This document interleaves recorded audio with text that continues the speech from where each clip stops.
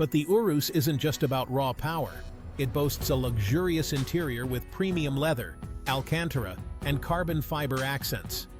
All this performance and luxury will set you back $230,000.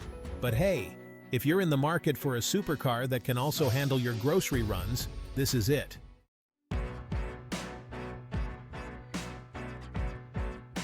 One of the things I love about the Urus is that it's actually somewhat practical. It's got a decent amount of cargo space, and you can actually fit people in the back seats. I mean, it's not exactly a minivan, but it's spacious enough for a Lamborghini. And don't even get me started on the exhaust note. This thing sounds absolutely insane. It's like a symphony of explosions and growls. You could wake up an entire neighborhood with this thing.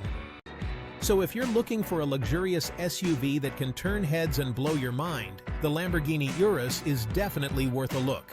Just be prepared to shell out some serious cash.